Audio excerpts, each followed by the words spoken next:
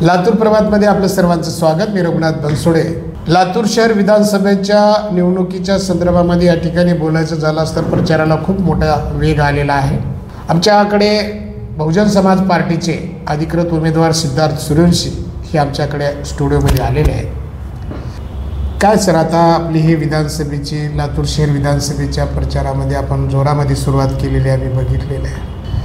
तुम्ही बहुजन समाज पार्टीचे जिल्हाध्यक्ष आहात। या जिल्ह्यामध्ये 6 विधानसभा आहेत। 6 विधानसभापैकी लातूर शहर विधानसभेमधून आपण निवडणूक लढवत आहात। मला वाटते लातूर ग्रामीणचे काहीतरी एक नामनिर्देशन फॉर्म अवैध झालं। ही निवडणूक लढवत असताना आता लातूर शहरात जे काय लातूर शहर जो काय मतदारसंघ आहे, अनेक पक्षाचे अनेक संघटनेचे ह्या ठिकाणी अपक्ष असलेले उमेदवार आहेत।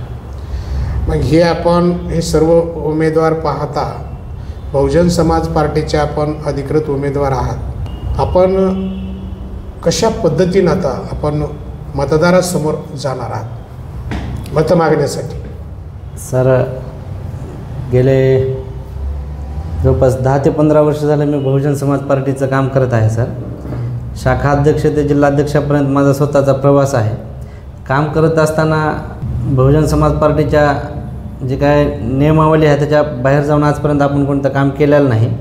आणि बहुजन समाज पार्टीच्या राष्ट्रीय अध्यक्षा परम आदरणीय बहीण कुमारी मायावतीजी आणि महाराष्ट्राचे प्रदेशाध्यक्ष ॲडव्होकेट सुनीलजी डोंगरे साहेब यांचं सर्वप्रथम मी आभार मानतो की त्यांनी मला लातूर शहर मतदारसंघाची निवडणूक लढवण्यासाठी मला त्यांनी पात्र समजले, त्याबद्दल त्यांचे सर्वांचे मी आभार मानतो। आणि ही जे लातूर शहराची जी निवडणूक आहे, ही निवडणूक धनदांडग्याच्या विरोधामध्ये एक सर्वसामान्य बहुजनातून मी एक सिद्धार्थ सूर्यवंशी निवडणूक लढवत आहे। आणि निवडणूक लढवत असताना मी एक गोरगरिबाचे जे काय अडीअडचणी आहेत, जे काय प्रश्न आहेत, हे सोडवण्यासाठी मी आज लातूर शहर विधानसभेतून निवडणूक लढवत आहे। सर, प्रचार यंत्रणा कशी आहे? आपण कशी प्रचार यंत्रणा राबवली आहे आपण? आम्ही सर बहुजन समाज पार्टीच्या वतीने जे काय पक्षाचे कार्यकर्ते आहेत ते तर लातूर शहर विधानसभा पूर्ण पिंजून काढतच आहेत। काही महिला फिरत आहेत, काही पुरुष फिरत आहेत। पाठीमाग आम्ही रॅली पण काढली आणि येणाऱ्या काळामध्ये पण आम्ही बऱ्यापैकी प्रचाराला सुरुवात करत आहोत। काय लातूर शहर जो ह्या विधानसभेचा जो मतदारसंघ आहे, नेमकी काय नागरिकांची काय अपेक्षा आहे, काय मूलभूत प्रश्न काय आहेत या ठिकाणी कसे सोडून आणणार? या ठिकाणी सर्वात एक कळीचा मुद्दा म्हणलं तर पाणी प्रश्न आहे, कचऱ्याचा प्रश्न आहे, इथं वाढत चाललेली गुन्हेगारी आहे।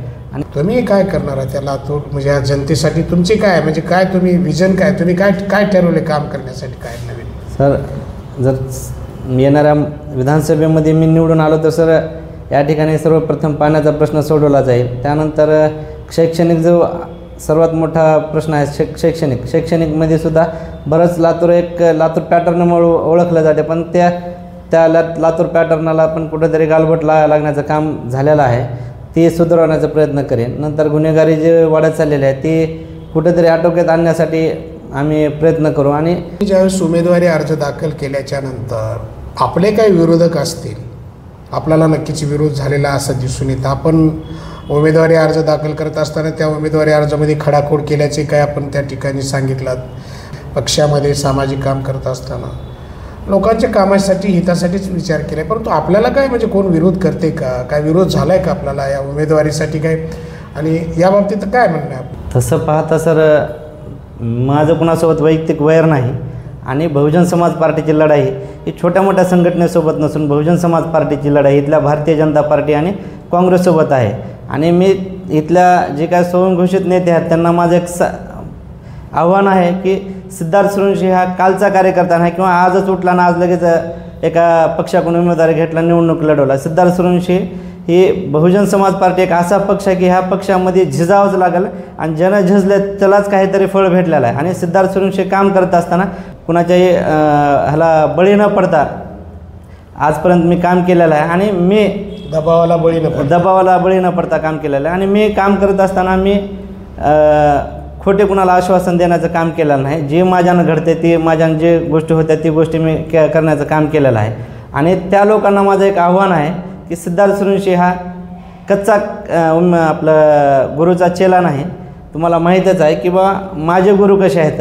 काम करत असताना त्यांचं एक मला सांगणं आहे की बा चुकीच्या गोष्टी कुठल्या करायच्या नाही आणि जर कोण करत असेल तर त्याला सोडायचं सुद्धा नाही, असं मला माझ्या गुरुचं म्हणणं आहे सर. या ठिकाणी सर्वात प्रथम जो मुद्दा आहे तो पाण्याचा प्रश्न आहे, नंतर शैक्षणिक प्रश्न आहे आणि वाढती गुन्हेगारी हे संपवण्याचं कामसुद्धा आम्ही करू. उत्तर प्रदेशमध्ये आपण पाहिलंच असेल की ज्या वेळेस बहुजन समाज पार्टीची सत्ता आली आहे त्यावेळेस उत्तर प्रदेशमधून ज्या पद्धतीनं गुंडाराज संपवण्याचं काम झालेलं आहे त्याच पद्धतीनं लातूर शहरामध्ये सुद्धा जे काय स्वयंघोषित आज इथले दादागिरी जे वाढत आहे किंवा स्वतःला मी एक भाई आहे म्हणून जे लोक भासून घेतात, गेलेल्या महिना दीड महिन्यामध्ये जवळपास 6 मर्डर लातूरमध्ये झालेत. पण इथलं प्रशासनासुद्धा काहीने केलेलं नाही त्यांनी. पण आम्ही बहुजन समाज पार्टीची ज्यावेळेस इथं आमदार येईल त्यावेळेस आम्ही हे सर्व अन्याय अत्याचार थांबवण्याचं काम करू शकतो. पूर्व भागाच्या मतदाराकडेच सर्व जे काय उमेदवार आहे त्यांचं लक्ष आहे.